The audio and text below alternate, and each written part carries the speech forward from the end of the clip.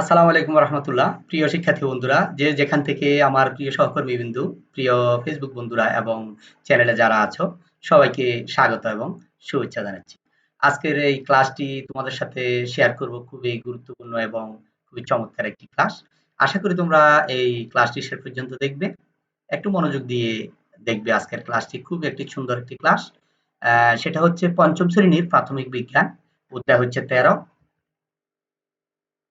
এখানে কিছু ছবি আমরা দেখতে পাচ্ছি, একটু মনোযোগ দিয়ে ছবিগুলো লক্ষ্য করো। এখানে একটা ছবি দেখতে পাচ্ছি, একটি নদী, ঝর্ণার মতো নদীর পানি প্রবাহমান। এখানে আমরা একটা ছবি দেখতে পাচ্ছি, সেটা হচ্ছে বাতাসের সাহায্যে পাখাটা ঘুরছে।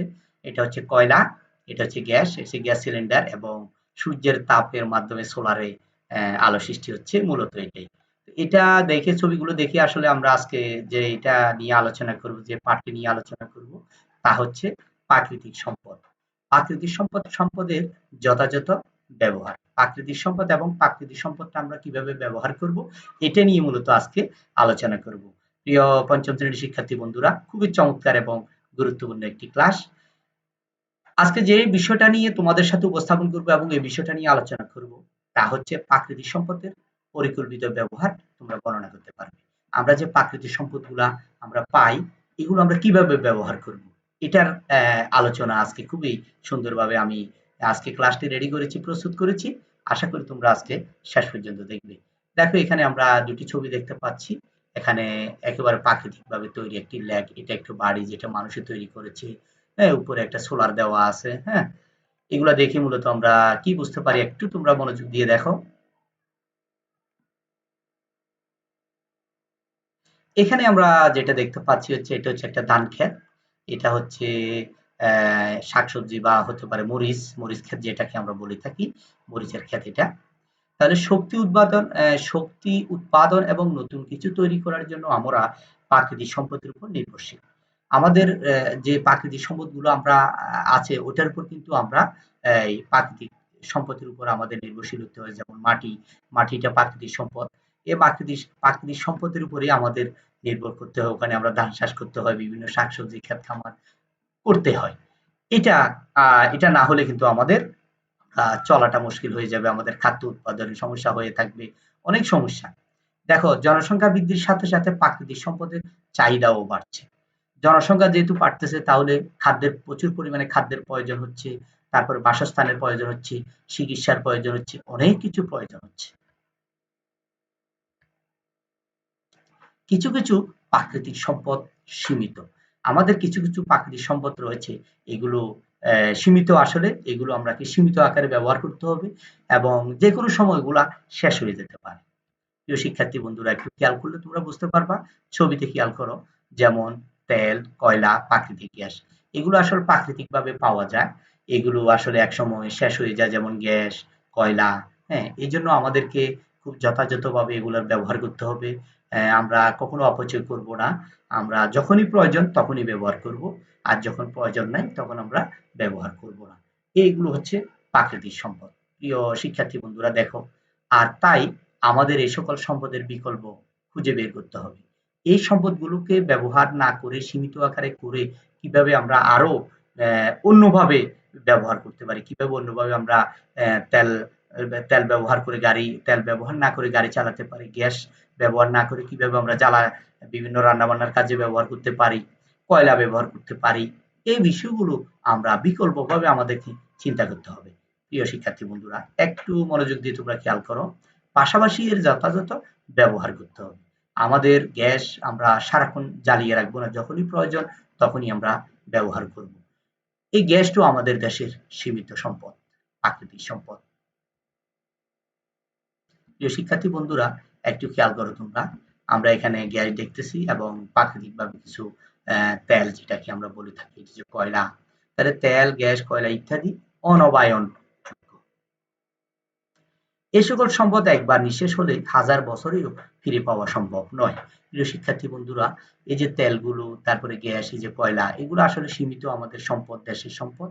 এগুলো যদি আমরা বেশি করে পরিমাণে ব্যবহার করি, আমরা যদি অপচয় করি, দেখা যাবে কি একসময় এগুলো শেষ হয়ে যাবে।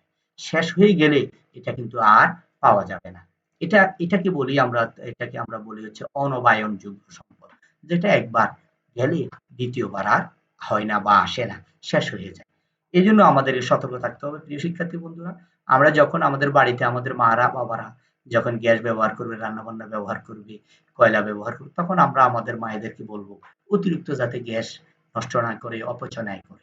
এই বিষয়গুলো আমাদের মাথায় রাখতে হবে প্রিয় শিক্ষার্থী বন্ধুরা।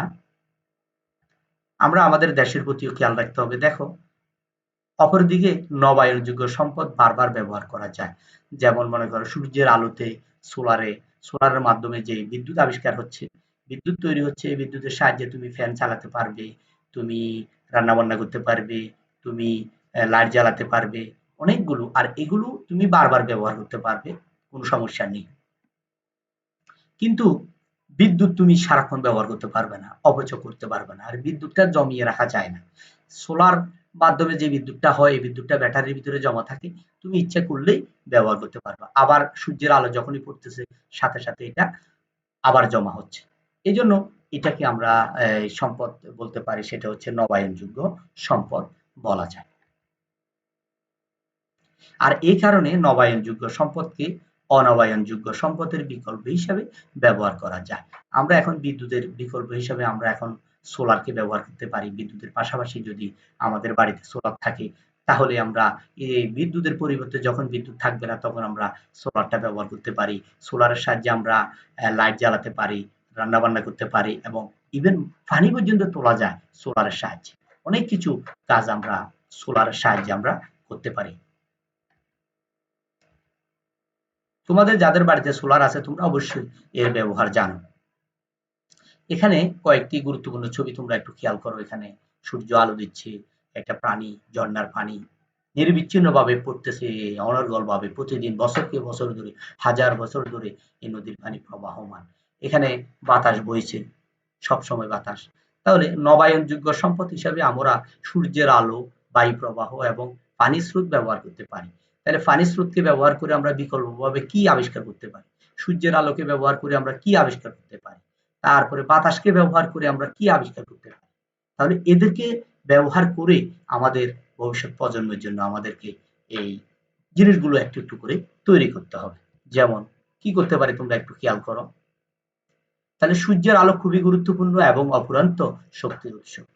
এই পৃথিবীতে সূর্যের আলো হচ্ছে, পৃথিবীর শক্তি হচ্ছে সূর্যের আলো। সূর্যের আলো যদি না আসতো পৃথিবীতে, না পড়তো, তাহলে এই পৃথিবীটা বাসযোগ্য হতো না, মানুষ বসবাসের যোগ্য হতো না, এখানে গাছপালা জন্মিত না, এবং পশু পাখি, হ্যাঁ, খাবার কিছু তৈরি হতো না। সূর্যের আলোর কারণে আজকে আমরা অনেক কিছু পেয়ে যাচ্ছি। তাহলে সূর্যের আলোকে আমাদের কাজে লাগাতে হবে। প্রিয় শিক্ষার্থী বন্ধুরা, এখানে আমরা কয়েকটি ছবি দেখতে পাচ্ছি। দেখো, বায়ু প্রবাহ শক্তির আরেকটি বিকল্প উৎস। বায়ুর সাহায্যে এখানে যে একটা ফ্যান তৈরি হয়েছে, দেখো তোমরা, একটু ফ্যান বানানো হয়েছে। এটার সাহায্যে, এটাকে বলে সৌর প্যানেল, ব্যবহার করে আমরা সূর্য থেকে বিদ্যুৎ শক্তি পাই। যেমন এই যে এখানে গাড়িতে সোলার প্যানেল বসানো হয়েছে, এটার সাহায্যে সে ল্যাপটপ চালাচ্ছে। হ্যাঁ, এই যে দেখো অনেক কিছু কাজ করা যায়। তারপর এটা হচ্ছে, দেখো এটা কি, এটা হচ্ছে বায়ু প্রবাহ, এই বাতাস, এটাকে ফ্যানের সাহায্যে, এটাকে বায়ু প্রবাহ উইন্ড মিলের ফাঁকা ঘুরানোর মাধ্যমে বিদ্যুৎ উৎপন্ন করা যায়, উৎপন্ন করে।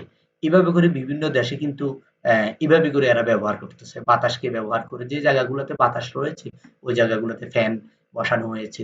এটাকে বলা হয়েছে উইন্ড মিল। এই পাখাগুলোর সাহায্যে বিদ্যুৎ তৈরি করা হচ্ছে, বিদ্যুৎ আবিষ্কার করা হচ্ছে। প্রাকৃতিক সম্পদের যথাযথ ব্যবহার।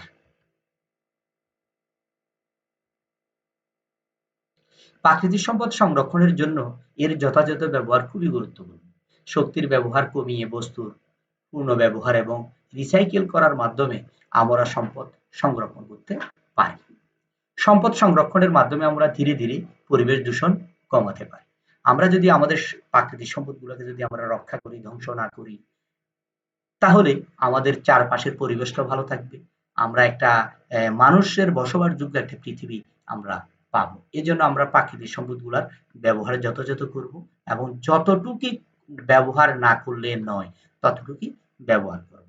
এই বিষয়গুলো আমাদের খেয়াল রাখতে হবে প্রিয় শিক্ষার্থী বন্ধুরা।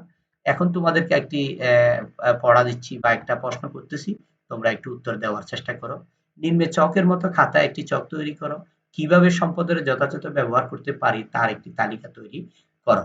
সম্পদের ব্যবহার, সরি, প্রিয় শিক্ষার্থী বন্ধুরা, আমরা এই প্রশ্নটির আলোকে আমরা এখানে একটা চার্ট তৈরি করব। চার্ট তৈরি করে আমরা এটি আমাদের বাসায় ভিডিওটি দেখার পরে তোমরা এটা লেখার চেষ্টা করবে।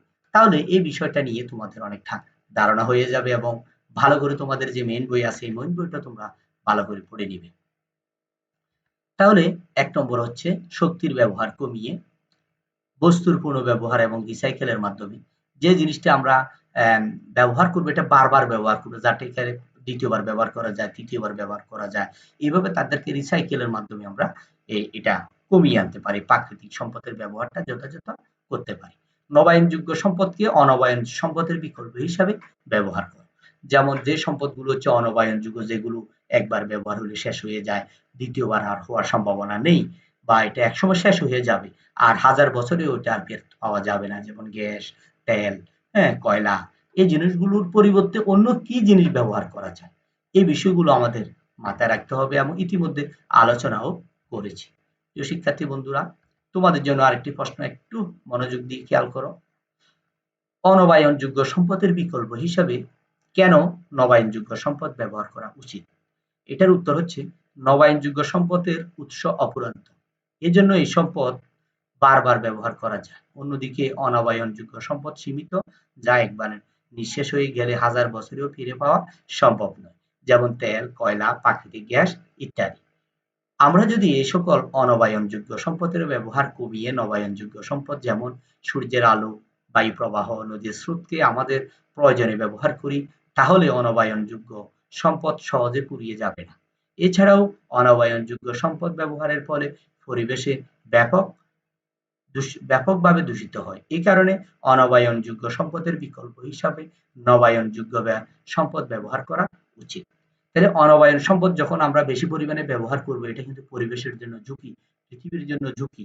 আমরা প্রচুর পরিমাণে যদি আমরা কয়লা তুলে ফেলি, প্রচুর পরিমাণে যদি গ্যাস উত্তোলন করে ফেলি, প্রচুর পরিমাণে তেল উত্তোলন করে ফেলি, তাহলে এটা আমার পরিবেশের ভারসাম্য নষ্ট হয়ে যাবে। একসময় এই পৃথিবীটা ধ্বংসে ধার বাঁধতে চলে যাবে। প্রিয় শিক্ষার্থী বন্ধুরা, একটু মনোযোগ দিয়ে দেখো, ক্লাসটি এত বড় করব না, এই তো শেষ করে দিচ্ছি। তারপর হচ্ছে উপরোক্ত আলোচনার প্রেক্ষিতে প্রাকৃতিক সম্পদের যথাযথ ব্যবহার বিস্তারিত বর্ণনা করো। এই প্রশ্নটি তোমাদের কাছে আমি রাখলাম, এই প্রশ্নটি তোমরা উত্তর দেওয়ার চেষ্টা করবে এবং এই প্রশ্নটির উত্তর লেখার চেষ্টা করবে, তাহলে তুমি পরীক্ষার জন্য তোমার ভালো প্রস্তুতি হয়ে যাবে। প্রিয় শিক্ষার্থী বন্ধুরা, দেখো কোন সম্পত্তি সীমিত, কোনটা সম্পত্তি সীমিত, দেখো তো কয়লা। তারপরে সূর্য থেকে শক্তি পাওয়ার জন্য নিচের কোন প্রযুক্তিটি ব্যবহার করা হয়? সেটা হচ্ছে সৌর প্যানেল। তারপরে যে ইপ্তিদের বাসায় কয়লার চুলা রান্না হয়, কয়লা নিঃশেষ হলে তা ফিরে পাওয়া সম্ভব নয়।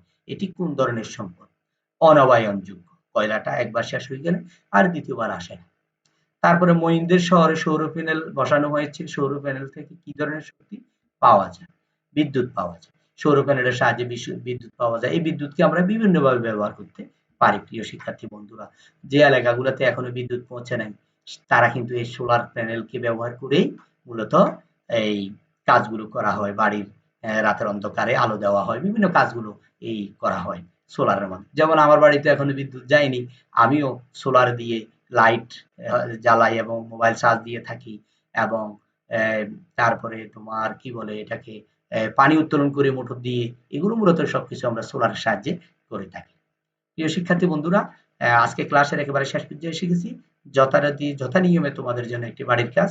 তোমাদের বাড়ির আশেপাশে প্রাকৃতিক সম্পদের অপচয় কিভাবে হচ্ছে এবং তা কিভাবে রোধ করায় তোমার করণীয় কি, এই বিষয়ে একটি অ্যাসাইনমেন্ট লিখে আনবে। প্রিয় শিক্ষার্থী বন্ধুরা, তোমাদের বাড়ির আশেপাশে এবং তোমাদের বাড়িতে কিভাবে প্রাকৃতিক সম্পদগুলো অপচয় হচ্ছে, এগুলো কিভাবে রোধ করা যায়, কিভাবে অপচয় হচ্ছে কিভাবে রোধ করা যায়, এইভাবে তুমি তোমার মতামত দিয়ে বা তুমি ইউটিউবে সার্চ করে বা গুগলে সার্চ করে এর উত্তর খুঁজে সুন্দর করে একটি চমৎকার ভাবে একটি অ্যাসাইনমেন্ট তৈরি করবে। এটা হচ্ছে তোমাদের জন্য একটি প্রশ্ন রেখে গেলাম। প্রিয় শিক্ষার্থী বন্ধুরা, যারা এতক্ষণ পর্যন্ত, আমার ছোট বন্ধুরা যারা ক্লাস 5 এ পড়ো, এতক্ষণ পর্যন্ত যারা তোমরা আমার ফেসবুক বন্ধুরা, আমার চ্যানেলের বন্ধুরা এবং আমার সহকর্মী বন্ধুরা যে যেখান থেকে তোমরা আপনারা সবাই আমার এই ক্লাসটি দেখেছেন, সবাইকে আমি অসংখ্য ধন্যবাদ এবং মোবারকবাদ জানাচ্ছি। যদি তোমাদের একটু ভালো লেগে থাকে, আমি যদি আমার একটুটা কষ্টটা সার্থক হবে যদি তোমাদের একটু ভালো বুঝাতে পারি বা কিছু তথ্য তোমাদের সাথে শেয়ার করতে পারি, তাহলে আমার কষ্টটা একটু হলেও সার্থক হবে। তাহলে অবশ্যই একটা লাইক এবং কমেন্টস করে দিবে, যাতে আমি উৎসাহিত হই এবং আমি পরবর্তী ক্লাস করার জন্য যাতে আমার উৎসাহিত হই এবং অনুপ্রাণিত হই। ধন্যবাদ সবাইকে। সবাই ভালো থাকবে। আসসালামু আলাইকুম ওয়া রাহমাতুল্লাহ।